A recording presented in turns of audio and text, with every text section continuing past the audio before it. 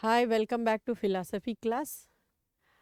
जैसे कि पिछले कक्षाओं में मैंने सेमेस्टर 2 में इंडक्टिव लॉजिक के विषय में प्रयोग पर मैंने एक अलग क्लास लिया, निरीक्षण पर एक अलग क्लास लिया, और आज मैं दोनों में क्या डिफरेंस है, उसमें क्या अंतर है, भेद है, दोनों में रिलेशन कैसा है, इस पर मैं थोड़ा चर्चा करूँगी। जैसे कि आप सब जानते हैं कि प्रयोग जो होता है वो कृत्रिम घटनाओं का प्रयोगकर्ता के हाथ में नियंत्रित होता है, क्योंकि उसी के द्वारा जनरेटेड, उसी के द्वारा घटनाओं में कमी बेसी करके किया जाता है। और जहाँ तक निरीक्षण का सवाल है, तो निरीक्षण प्रकृति घटना का होता है जो पूरी तरह प्रकृति के नियंत्रण में होता है, और इसमें नियंत्रणकर्ता प्रकृति रहती है, ना कि मनुष्य रहता है। तो इसी पर हम आज देखेंगे कि किस प्रकार प्रयोग और निरीक्षण एक दूसरे से भिन्न है। हम जैसे कि जानते हैं, इंडक्टिव लॉजिक, जिसे आगमन तर्कशास्त्र कहा जाता है, ये आधुनिक विज्ञान और दर्शन में एक महत्वपूर्ण अंग है। यह तर्क एक पद्धति है जिसमें कोई भी घटना का विश्लेषण किया जाता है, और विश्लेषण करके हम उसके एक विशेष जितने भी घटना होते हैं उसका विश्लेषण करके एक सामान्य निष्कर्ष निकाला जाता है। इसकी दो पद्धतियां हैं, निरीक्षण और प्रयोग। आगमन के जो आधार होते हैं, एक उसका वास्तविक आधार है, दूसरा आकारिक आधार है। आकारिक आधार में हम प्राकृतिक समरूपता नियम और कार्यकारण नियम होता है, और उसका वास्तविक आधार में निरीक्षण और प्रयोग आता है। इस कार्यप्रणाली, उद्देश्य और परिणाम की दृष्टि से इसमें भिन्नता है। तो ये जो अभी हम क्लास लेंगे उसमें हम देखेंगे कि किस प्रकार दोनों में अंतर है। निरीक्षण निरीक्षण वो प्रक्रिया है जिसमें घटना या वस्तु का बिना हस्तक्षेप किए हुए ध्यानपूर्वक देखते हैं, और उसके बारे में हम जानकारी एकत्रित करते हैं। यह एक निष्क्रिय प्रक्रिया है जिसमें केवल देखना, सुनना, सूंघना, छूना, अनुभव करना ही शामिल होता है। जैसे उदाहरण में आप ले लीजिए, तो किसान जो होता है वो बादल को देखेगा, ठीक है, बादल की दशा को देखेगा। हम और आप ये देखेंगे कि सूर्य पूरब में उगता है और पश्चिम में डूबता है। ठीक उसी प्रकार वैज्ञानिक भी ये घटना को भी देखता है। अब इसकी विशेषता क्या है?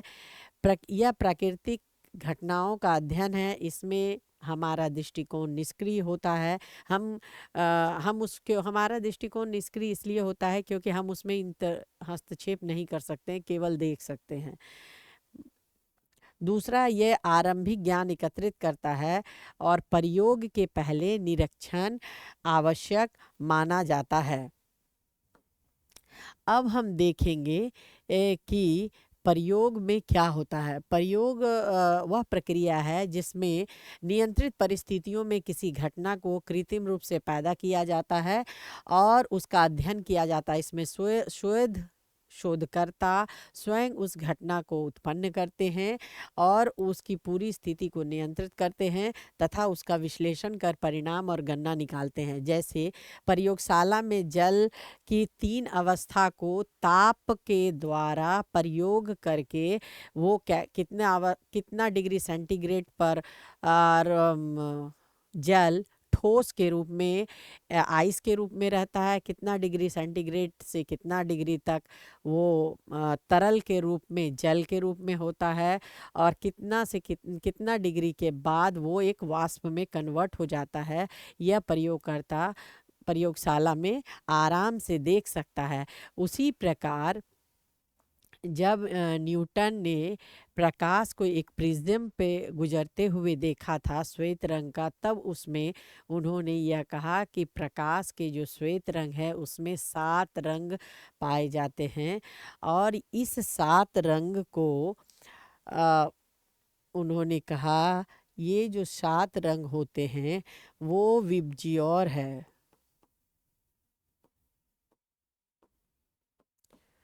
ये 7 रंग होता है, violet, indigo, blue, green, yellow, orange और रेड।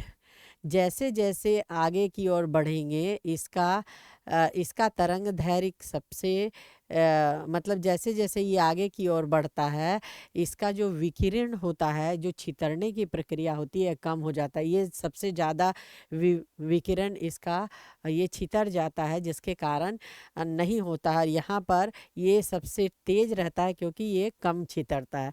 तो ये विबजियोर, ये 7 कलर हम उसमें देखते हैं कि इसमें 7 रंग होता है।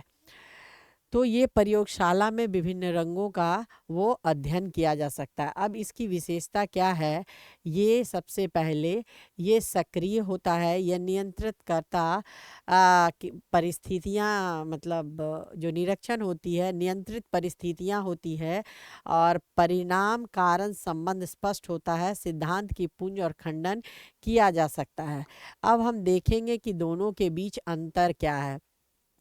तो निरीक्षण, इसका ये आधार हुआ निरीक्षण और प्रयोग, जिसमें क्या है कि यहाँ पर निरीक्षण होता है, इसमें प्रक्रिया क्या है, प्राकृतिक निष्क्रिय होती है और प्रयोग सक्रिय होता है। हस्तक्षेप, घटनाओं का हस्तक्षेप हम नहीं कर सकते हैं, बल्कि प्रकृति के द्वारा नियंत्रित होती है।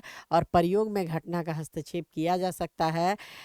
स्थान प्रयोग मतलब प्राकृतिक परिवेश, ये नियंत्रित प्रयोगशाला में होता है। उद्देश्य, तथ्यों का संग्रह किया जा सकता है निरीक्षण में, और प्रयोग में सिद्धांतों की जांच और पुष्टि। नियंत्रण हमारे नियंत्रण में नहीं रहता है क्योंकि वो प्रकृति द्वारा नियंत्रित है, लेकिन कृत्रिम घटनाएं हमारे पूर्ण नियंत्रण में होता है क्योंकि वो प्रयोगकर्ता के द्वारा उत्पन्न होता है।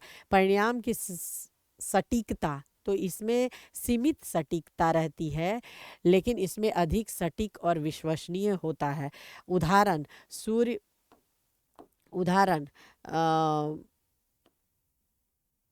उदाहरण जो होता है उसमें क्या होता है, सूर्य का उदय, वर्षा का होना, और जो प्रयोगकर्ता के रूप में होता है उसमें क्या होता है कि वो रासायनिक अभिक्रिया के प्रकाश में घटनाओं को देखता है, कैसे उसमें हो सकता है। अब हम देखेंगे कि किस प्रकार प्रयोग और निरीक्षण में अंतर संबंध है, इंटरडिपेंडेंस है। How the experiment and observation is interdependent upon each other. तो यहाँ निरीक्षण और प्रयोग में भेद है, लेकिन दोनों के बीच तर्क की प्रक्रिया के दौरान एक दूसरे पर परस्पर पूरक है, क्योंकि वो एक दूसरे पर निर्भर करता है। यहाँ पर निरीक्षण के आधार पर हम प्रयोग की योजना बनाते हैं और प्रयोग के परिणाम को हम निरीक्षण के द्वारा देखते हैं और रिकॉर्ड स्थापित करते हैं। जैसे न्यूटन से पहले लोगों ने देखा था कि सेब गिरता है, लेकिन किसी ने उसको ऑब्जर्व नहीं किया था जिस प्रकार न्यूटन ने किया था। ठीक है। अनेक गणनाओं और ये प्रयोग करने के अनेक गणना और प्रयोग किए गए थे। फिर गुरुत्वाकर्षण के बल और सिद्धांत का गुरुत्वाकर्षण का नियम जो था उस पर उसके नियम को बताया गया। अब किसी औषधि का प्रभावशीलता जानने के लिए पहले रोगियों की सामान्य स्थिति का निरीक्षण किया जाता है, फिर उस पर प्रयोग करके उसके परिणाम को जांचा जाता है। परिणाम के आधार पर हम देखते हैं कि अमुक औषधि कितना कारगर है। अब आगमन तर्कशास्त्र में दोनों की भूमिका। यहाँ पर सामान्य से एक विशेष से सामान्य की ओर बढ़ते हैं और निष्कर्ष हम स्थापित करते हैं।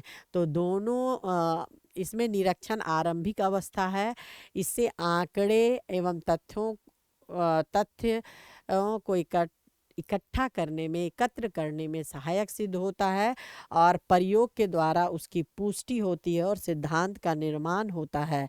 अब ये देखेंगे कि आगमन की प्रक्रिया जो है उसके चरण, सबसे पहले हम आगमन की प्रक्रिया में ऑब्जर्वेशन करते हैं, फिर तथ्यों का क्लासिफिकेशन होता है, उसके बाद हम उसमें सामान्यता को खोजते हैं, फिर अनुमान या परिकल्पना जिसको हाइपोथेसिस करते हैं, फिर वेरिफिकेशन बाय एक्सपेरिमेंट करते हैं, फिर नियम या सिद्धांत का निर्माण करते हैं और इस प्रकार हम कहते हैं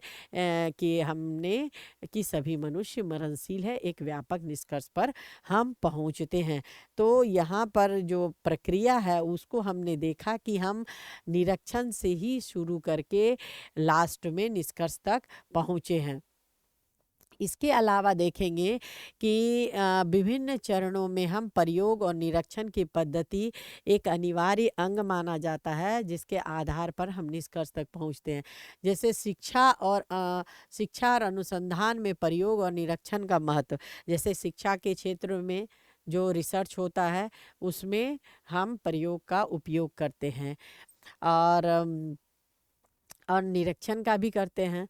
दूसरी बात है विज्ञान की प्रयोगशाला में प्रयोग किए जाते हैं, जबकि भूगोल और पर्यावरण में जो अध्ययन में वहाँ निरीक्षण किया जाता है, अधिक महत्व होता है। छात्रों में वैज्ञानिक दृष्टिकोण विकास करने के लिए दोनों का होना आवश्यक है और अनुसंधान के क्षेत्र में सामाजिक विज्ञानों और निरीक्षणों में हम जांच जो करते हैं, आंकड़े इकट्ठा करते हैं और एक सामान्य निष्कर्ष तक पहुँचते हैं, वहाँ पर भी इसकी महत्वपूर्ण भूमिका रहती है। इसके अलावा भौतिक और रसायन विज्ञान में भी इसका अधिक प्रयोग किया जाता है। अब हम देखेंगे कि किस प्रकार इसका प्रयोग व्यापक रूप में होता है। सबसे पहले यहाँ पर निरीक्षण का उदाहरण, एक वैज्ञानिक देखता है कि जब एक लोहा पर पानी के कुछ अंश डालते हैं तो लगता है तो वहाँ जंग लग जाता है।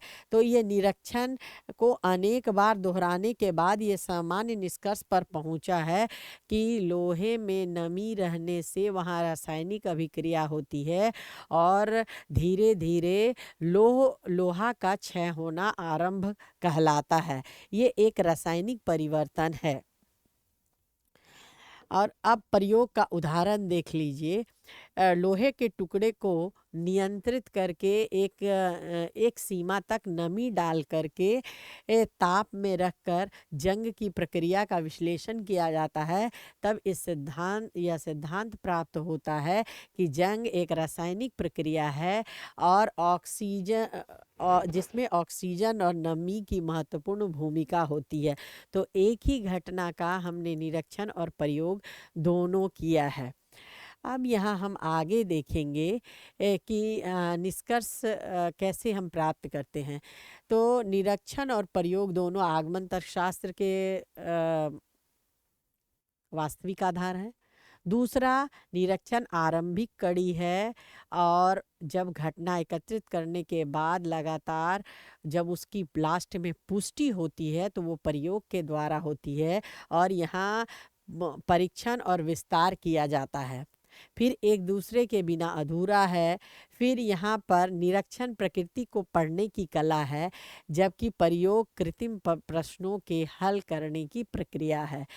दोनों में समन्वय, तर्कसंगत और वैज्ञानिक दृष्टिकोण, वैज्ञानिकता का ज्ञान हमें मिलता है और उसका विकास होता है। अतः निरीक्षण और प्रयोग दोनों एक दूसरे के पूरक हैं, आधार हैं और दोनों में एक आरंभ है तो दूसरा निष्कर्ष। इस प्रकार दोनों एक ही सिक्के के दो पहलू हैं।